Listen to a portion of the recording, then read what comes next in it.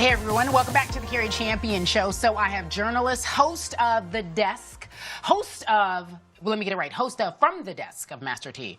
It doesn't really flow. I think I might have to, okay, I got it. Thank you so much for joining me here. I really appreciate it and having fun with us because you know we're silly. We get here and we're silly. It's very casual environment. Like the decor, you know what I'm saying? Got the Mamba book. Shout out my boy T who helped with that. Listen. Got the UCLA. That's probably the decor I'm not really feeling. ASU fan, alum here. I wouldn't come to your desk and put my feet on your desk. I'm not You're putting my feet down. You're being rude to my team. You know? Hey. I would. It's like coming to somebody's house and saying, do you have Perrier as opposed to just some tap water? You know what I mean? Sometimes. I mean, you don't like the Bruins? Français sometimes, you know? Parlez-vous français? Petit pou. Ah, okay. There you go. He don't know no French. I just called him. I said, what's your name in French? And he didn't even answer. Jemele. Okay. Okay, we're done. We're smart. That's it. So, I'd like to talk about your show. It airs on this network. Yep. 5 Eastern? 4 Eastern. 4 Eastern, 1 Pacific time. Check it out on Sports Talk here on Prime Video. It's been fun so far. Got a nice little setup there, a little shing-dang, got some cool little decor as well. I need to get my ASU helmet on at some point. Yeah, don't be mad. Don't be mad because I got a helmet. So, are you feeling comfortable? It's just day 3. I'm always curious about this, especially when we look back on it, right? Like, so, folks at home, a year from now, what the show is today won't be the same thing a year from now. You have to evolve. Like, for instance, you know, my family and friends are like, well, I don't like this, and I want that. And I'm all like, everybody take a break. Let us just evolve into what we need to We're building a snowball. And I'm saying that to myself as well. So tell me what you've been able to do or what you ultimately feel like you want to do with your show. I mean, first and foremost, and I'm sure it's the same with you, we want to have fun. Like, sports supposed to be fun, and that's the perspective that I'm coming in right now. It can get, you know, obviously political, and there'll be some geopolitical issues that pop up that also do want to address and make sure that we address those properly as they come. But want to have fun, want to give different perspectives, you know.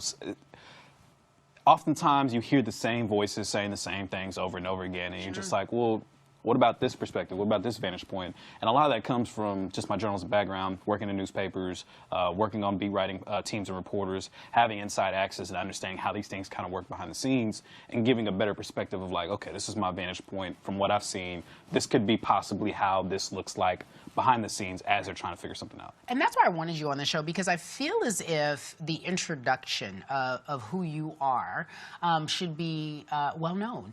I think some people believe that they can just get on television and talk without the work that they need to put in. And you are a journalist. You've worked for newspapers. You've written books. You've done the work. And for those who may not necessarily know you in front of the camera, tell us a little bit about where you've lived, teams you've covered, stories you've broke. Where have I lived? I feel like I've got a moving truck every 18 months at this point. I mean, I lived Seattle, Minnesota, D.C., Dallas, New York, now obviously in L.A., and it's been fun because growing up, we didn't have the money to travel around, didn't take vacations at all. So I was always very curious of the world outside of my own community, and kind of just taking that and grabbing it by the horns, going to college, going to Arizona State.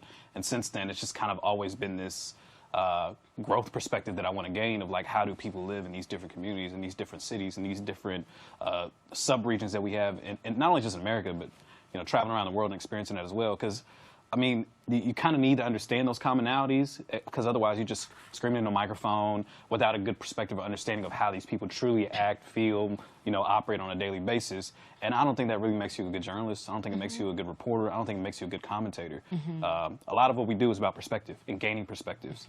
And that, to me, is the most incredible part of this job. Like, people are paying us to gain perspectives and share what we find back. And that never gets old.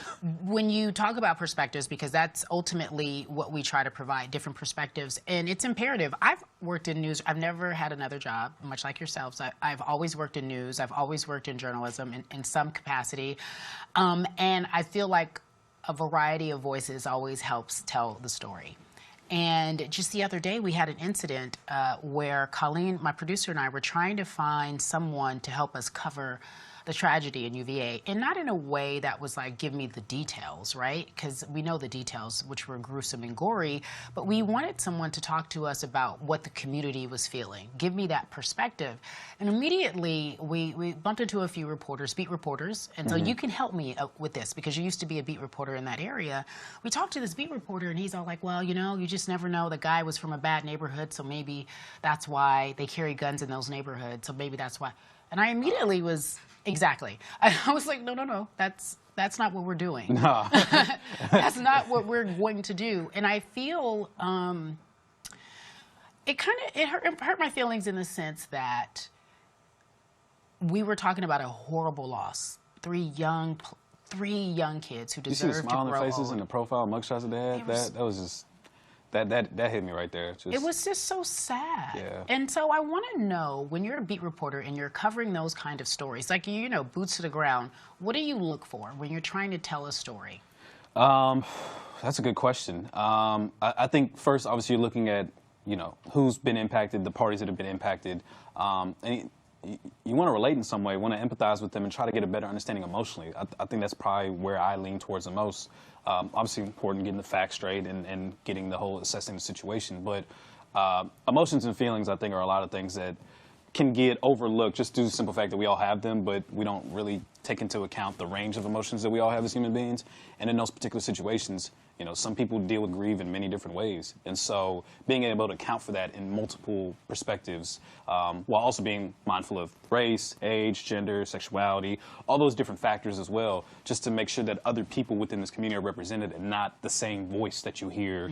You know, you're interviewing 4 people, but they're all white men. You know what I'm saying? Like, are you really capturing the essence of Charlottesville, Virginia, when, you know, Morgan Moses, someone I covered in Washington, who now plays for the Baltimore Ravens, big time UVA alum. I was in a training camp at the Washington Post in Richmond when the unfortunate situation happened during the protests and the KKK rally that happened, and the devastation and how much this hurt Morgan Moses at the time when all that was happening, and him just trying to process all those emotions and feelings while all that was going on. And you can see right now, this morning, he released a statement through the Baltimore Ravens, essentially, you know, sharing the tragedy and his thoughts and his feelings of the situation, because he cares deeply about Charlottesville. And that's a perspective, again, from a black man who spent a lot of time in Virginia, who's played there for the Washington Commanders at one point a couple years ago, and still in the DMV area. Like, that's a perspective that needs to be highlighted just as much as anyone else's. Yeah, and we'll get the facts. Like, we know the facts, right? 100%. But you also want to, I think, and I'll probably say this every single day until I just want that Charlottesville community to know that we feel them, we support them, we're here. They've been through a lot. They've been through a lot. They've been through a lot. And I think we forget that because we're always on to the next. As journalists, I've noticed that. The news cycle forces us to move to the next, and we don't get to sit in what we're dealing with. So I appreciate you bringing that perspective. You mentioned the Washington Commanders. I think that's apropos, because I was going to ask you, since you did cover that team, you posted, I believe, the other day about Ron Rivera and his emotional reaction to when they beat the Eagles. Yeah. The undefeated Eagles. They are no longer. So why was that important? Tell me what Ron was saying, because I didn't get into the particulars with my producer, but I wanted you to tell me. Yeah, I mean, Ron, his mother has just passed away recently, about a week or 2 ago, from cancer. And it was just kind of obviously very emotional. He played through the game, and his relationship with his mom has kind of been well documented in the fact of, like, you know, how much she cared about football and introduced him to football. And he's sitting there in this huddle after this team just came up with, obviously, a big victory. They're moving to 5-5 and defeated the Eagles on the road. Yeah. A game that no one thought that they would win. Correct. And he's in there trying to gather his thoughts. And the team's just rallying him on, and they can understand what he's been dealing with throughout the week. And you could tell they were trying to play for him, and they were super motivated to make sure they got this win for him. And he could barely get this sentence out. Wow. His mother, he said, my mother would be so proud. Wow, wow, wow. And after that, he just became overwhelmed with emotions, left the locker room, went into his office as the camera follows him. And I think the beautiful part of that was seeing Terry McLaurin stepping in the middle of that huddle. Sure. Who's someone, by all accounts, from people inside the organization, friends that I know that are around him as well, stand-up dude, as real as it gets, super genuine, a great leader. His character is incredible. seeing them step in and sharing to the team like how much that meant for Ron, how much that meant for the team, and really just trying to gather people around as a unifying moment. It was I don't beautiful. know about you. So beautiful. He's a man, so I'll ask him this question. I love when I see men show emotion because I don't feel as if you guys are allowed to in this world that we live in. Have you ever cried on TV? On TV? Nah. You too cool? Nah, I don't think I'm too cool. Okay, well, you moving your shoulders like you're too cool. You know, I mean, I used to suppress my emotions a ton growing up. So I'd say over the last 5 or 6 years, I've been a lot more with therapy, thankfully, and other friends that have just been creating a good safe space. I've been more emotionally in tune and aware with myself. And okay. No pressure. We're not trying to put you on the couch. You on the couch, but we're not trying to put you on the couch. But okay, no pressure. Do you think I can make you cry? I don't think so. What you mean you don't think so? I don't think so. What you mean you don't think so? I mean, it would have to take. You want to arm wrestle? That might make you cry. I might twist your arm. But I would accept that. Like, okay, you lost. Yeah, if I lost, I'm with that. It's all good. I don't have no shame losing anybody. On the other side of the break, we're going to see if I can make him cry. No, I'm kidding. We'll be back in just a few moments, guys. We got Master T in the house. Give us just a few moments. Hey everyone, welcome back to the Cari Champion Show. I have a colleague here. I want you guys to support him because he is he's salt. You're salt of the earth. You remember when your parents say that? Salt. Yeah. You're good folk. Master T is in the house. Whoa! Yeah. I keep forgetting that these. Yeah, I mean, yes, yeah. I see you back there. Do you see them? I see you. What about those people over there? Shout out my man. I see him over there. You see him in the corner? Yeah, I see you. With the dashiki on. Okay, you do. Yeah, okay, do you see that other person over there? I don't. There's no light over there. Okay, you don't see that person. But you know okay. what I'm saying. Okay. Again, gotta keep the audience. There's 4 people in the studio. And we laugh on our own. Okay, so I feel like we gave folks an opportunity to get to know you. I want to know what you think. Let's get into some topics. Let's drill through. What are you covering on your show? What are we covering on the show? Give me one of the most talked about topics that you think you're getting the most response from. Oh man, Catch of the Year, Justin Jefferson. Unbelievable game. Game of the year, Catch of the Year. Shout out to Anne Marie. Just because she's a huge Vikings fan. She's running in here she's sitting in the corner doing old school this. Remember this? When people do that? Yeah. She's doing that, but she's not giving me the sound. I wish she gave me the sound of it. But yeah. Also an ASU alum. She got good taste. Okay, she got great taste. Okay, all right. We kiki a little bit, but I didn't know she was a Vikings fan. Okay, so tell me a little bit about that catch. Was it better than OBJ's? I'm still debating that. I don't think it was. I don't know. Because Odell caught that ball with 3 fingers. 3? It wasn't even a hand. Hand to God, he caught it with 3 fingers. It was just like, it's mine, like E.T. fingers.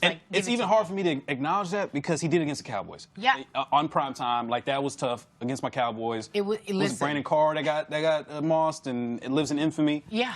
That one was tough. But I will say this about Justin Jefferson. Okay. That catch was on 4th down. Okay. And yes, there's too much pressure. The drive didn't lead to a touchdown. Okay. But it was on 4th down. The man had 1 arm while the defender had 2 hands, and still somehow came down with that.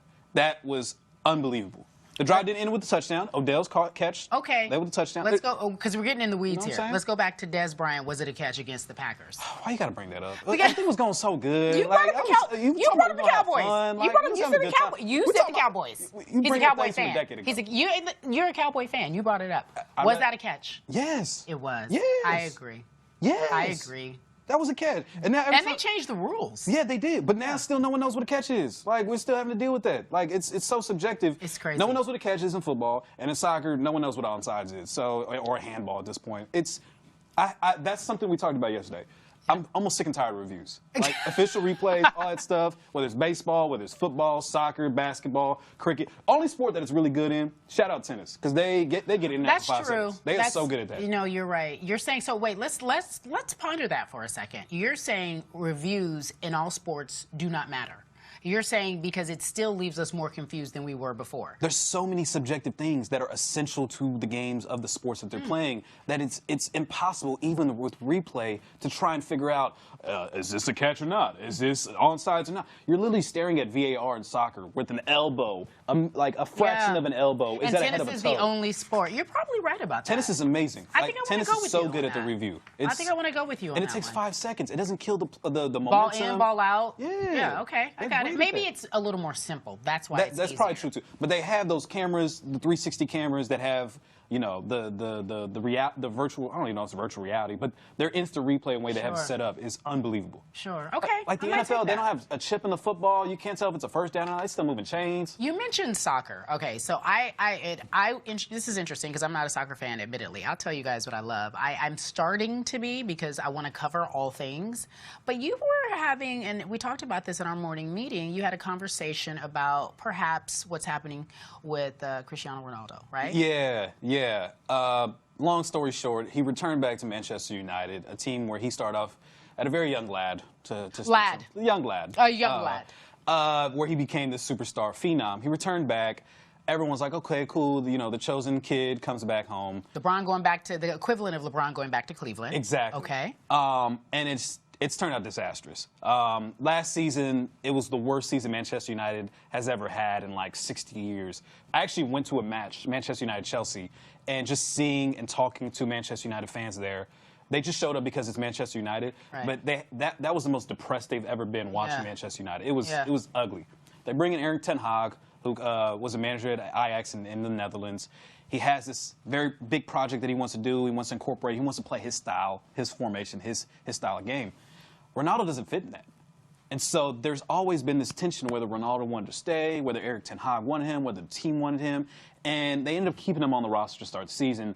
And there's been moments where, you know, the Erik ten Hag will call him in the last couple minutes to come in the game as a sub. So they're not giving him, in short, they're not giving him the love that he thinks he deserves and playing time. He still thinks he's that dude, but he's not that dude He's not. anymore. And I think a lot of it has to do with jealousy because Messi's still that dude. And there's always been Messi or Ronaldo, Messi or Ronaldo.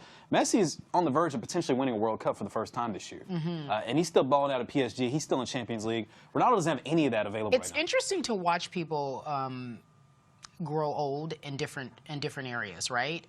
It's hard to age gracefully. Yeah. It's really hard to, when you are the man, it takes a while for you to realize that you're no longer the man. Because to this day, I could bump into Magic and he'd be like, oh, I could take 2 or 3 of them today. Magic Johnson would be like, if I was on the Lakers today, I still showed them young. And you just be like, okay. Same with Shaq. You hear Shaq be like, you've never done this. I still do. You never want to believe you're not the man because you've always been. So as you see this happening, from my understanding, he's running around, you know, Ronaldo's really upset, and he's making it clear to anyone who is paying attention. Is that right? Yeah, he is. He's speaking very loudly about it. I mean, he went on after Manchester United won. There was a couple hours later, he has an interview with Piers Morgan where he's just literally chewing out the entire franchise, organization, the club, everyone involved. Yeah. As a family record, as a crew, he went Tupac hit him up on him. Even what? As a staff, record label, and as a, you know, bleeping crew. You know, and if you're down with Manchester United, that's pretty much what Ronaldo He was went on. Tupac hit. Wait, sorry, what again? He went Tupac hit him up. Hit him up, guys. Do you guys know what that even means? Yeah. Tupac hit him up. He I love it. I love it. Did a whole diss track with him with Piers Morgan. He did a diss track. I didn't know people still talk to Piers Morgan, but he did. Yeah, that's when you're really desperate. So listen, I want to tell everyone to watch your show, 4 p.m. Eastern, 1. I can't do math. 1 Pacific. Okay, got 1 it. Pacific time. Shout out to West Coast folks. I don't do math, y'all. You know, okay. West Coast all day. And so, what's going to be on today? What is going to be on today? I got my boy George Foster on. Okay. Former NFL player. Okay. Former scout. We're going to talk a lot about offensive line play and a big reason why scoring is down. Passing yards are down, but thankfully the run game is back. People are running the football again. I love that, and we're going to talk a little bit more about why that is the case. Get a little nerdy with the NFL on that front. We'll talk about that. I'm excited. I love George, Big Floss. Funny story, I'm going to mention this on the show as well. First time I met him was at Lou Fest, watching Outkast 20-year anniversary. I'm sorry, the what fest? Lou Fest, St. Louis Fest. Okay, I thought you said Luke Fest. Oh, no, Luke. Oh, I was like the Luke. I'm from the Luke and I'm proud. Okay, St. Louis. Excuse me? Go ahead. Go ahead. We saw Outkast together at a festival. Unbelievable. Still one of the best concerts I've ever been to. Okay, I love it. So I'm tuning in. I'm watching. Check it out. Master T, you guys, check out my man. Support him. Let me order you a Uber SUV because you shouldn't be on. I mean, I could bike back. You know, that's what you're riding your bike back. Let me get him you know what I'm saying? Guys. Give me a little scooter. Listen, we get him a scooter. You got to take a scooter back to. Hey. He got to take a scooter 45 minutes away. Take it on the service road of 405. On the service road of the 405. Just give me some headphones. I'll be. All right, come on. Listen, you better than me. I appreciate you. Thank you for joining me. I appreciate you. Good luck today. Yeah. Bye. someone special, one of the first of many. We love Kate Scott. She's going to tell us about her journey as a female journalist and, more importantly, what's going on with the Sixers. She has the inside scoop. You don't want to miss it. We'll be back in just a few moments.